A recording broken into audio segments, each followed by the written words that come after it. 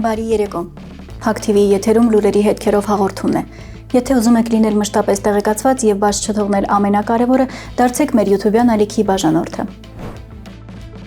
Դուք կուսակցության պատվավոր նախագահ Վարդան Ղուկասյանի փաստաբան, աղմկահարույց գործերով հայտնի իրավապաշտպան Լևոն Բաղդասարյանը հայտարարությամբ է հանդես եկել։ Յուրաքանչյուր դատապարտյալ պետք է աշխատի, ընդ որում իր ֆիզիկական եւ մտավոր հնարավորությունների համապատասխան։ Ազատազրկման վայրերում աշխատանքը դիտվում է որպես ուղղման ներգործության դրական տարր, որն ամրագրված է եվրոպական երկրների ներպետական օրենքներում։ Ավելին, նախկին ԽՍՀՄ տարածքում օրենքի ուժով դատապարտյալների աշխատանքը ոչ միայն դիտվում էր պարտադիր պայման, այլև յուրաքանչյուրի վրա դրված էր աշխատանքային պլան, ընդհուպ նաեւ այսպես կոչված օրենքով գողերի, որոնց անձնական գործերում երևում էր 100 եւ ավելի տոկոս աշխատանքային պլանի կատարում։ Այն տարիների ազատազրկման վայրերը կոչվում էին ուղիչ աշխատանքային գաղութներ։ Այսօր կան երկրներ, որոնք կամ չեն կարողանում կամ էլ ցանկություն չունեն ազատազրկման վայրերում կազմակերպել աշխատանքային պրոցես։ Այդ երկրների թվում է նաև Հայաստանը։ Աշխատանքի իրավունքը ամրագրված է Հայաստանի Հանրապետության Սահմանադրությամբ։ Ավելին, ազատազրկման վայրերում դատապարտյալին աշխատանքի ներգրավելով պետական լիազոր մարմինը լուծում է մի քանի կարևոր խնդիր։ Դատապարտյալի էներգիան սպառվում է հանրօգուտ աշխատանք կատարելով։ Դատապարտյալն իր անձնական հաշվի վրա տարիների ընթացքում կուտակում է բավականաչափ գումար,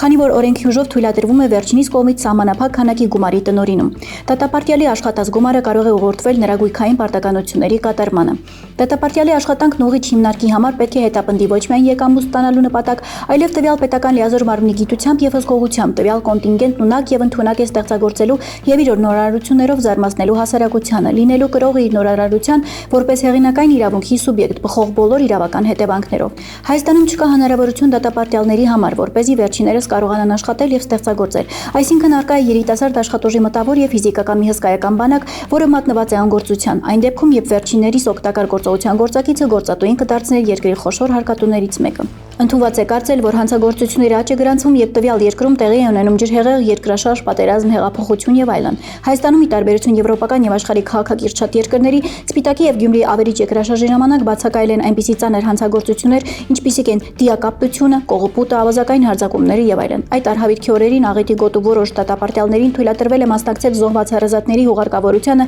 որոնց կողմից նոր հանցագործություն չի կատարվել, իսկ հարազատին թաղելուց հետո հետ են վերադարձել կալանավայր։ Միջին եւ ավագ սերունդը լավ է հիշում նախորդ դարի 80-ականների համաժողովրդական շարժման օրերը, երբ ընդհանրապես բացակայել են գողություններն ու կողոպուտները։ Պետք է հասնել նրան, որ ազատազրկման վայրերը հասնեն նվազագույնի, ինչը գոնե Հայաստանի պայմաններում իրատեսական է հաշվի առնելով այստեղ ապրող բնակչության առանձնահատկությունները, հայտարարել է հայտնի իրավապաշտպան Լևոն Բաղդասարյանը։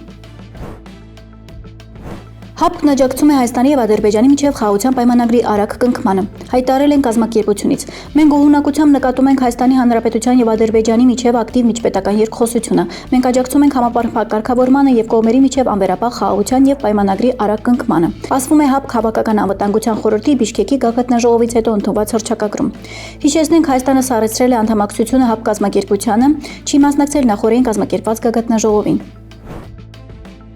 Զբոսաշրջության եւ մարզային ենթակառուցվածքների զարգացման համար վերակառուցման եւ զարգացման միջազգային բանկը Հայաստանին 120.5 միլիոն եվրո վարկ կտա։ Համապատասխան որոշումն ընդունվեց Հայաստանի Հանրապետության կառավարության նիստի ժամանակ։ Վարկային այս համաձայնագիրը Հայաստանի եւ բանկի միջև ստորագրվել է 2025 թվականի հուլիսի 22-ին եւ 23-ին։ Ծրագրի ընդհանուր արժեքը կազմում է 120.5 միլիոն եվրո, որից 96.4 միլիոնը վարկային միջոցներն են, իսկ 24.1 միլիոնը Հայաստանի Հանրապետության կառավարության համաֆինանսավորումը։ Ծրագիրը նպատակ ունի մեծացնելու Հայաստանի զբոսաշրջության ներուժը երկրի մի քանի մարզերում թիրախային ենթակառուցվածքային եւ փափուկ ներդրումների իրականացման միջոցով։ Մասնավորապես ծրագիրը կոժանդակի զբոսաշրջության առանձնացված կլաստերներից 7-ին խթանելով գինու, առողջարանային, արկածային, մշակութային, կրթական եւ էկոզբոսաշրջությունը Արարատի, Վայոց ձորի, Շիրակի, Տավուշի եւ Սյունիքի մարզերում, ասված է որոշման հիմնավորման մեջ։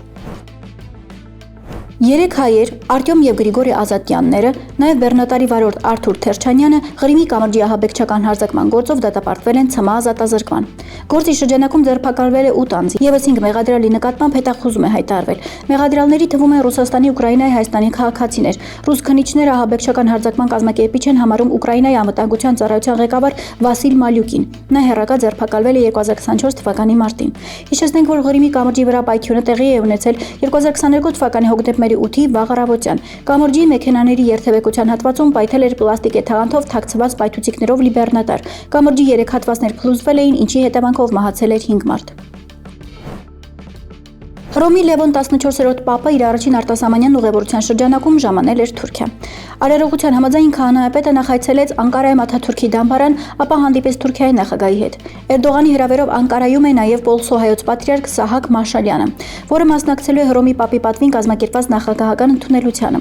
Իզնիկում, որտեղ ժամանակին գտնվել է Նիկեա քաղաքը, Հռոմի պապը կմասնակցի Նիկեա տիեզերական ժողովի 1700-ամյակի տոնակատարությանը։ Այցի ընթացքում Հռոմի պապը կմեկնի նաև Ստամբուլ։ Ակնկալվում է, որ Լևոն 14-րդը կայցելի Պոլսո հայոց պատրիարքություն, որտեղ կհանդիպի պատրիարք Սահակ arczepiskopos Մաշալյանի հետ ու կաղոթի հայկական Սուրբ Մարիամ Աստվածածին մայր տաճարում։ Հռոմի պապը կայցելի նաև Ստամբուլի Կապույտ մզկիթ։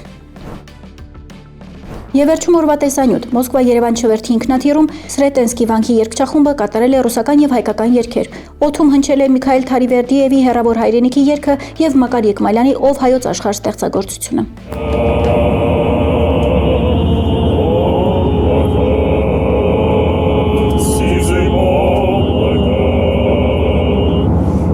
Полети к родному дому, отсюда к родному дому.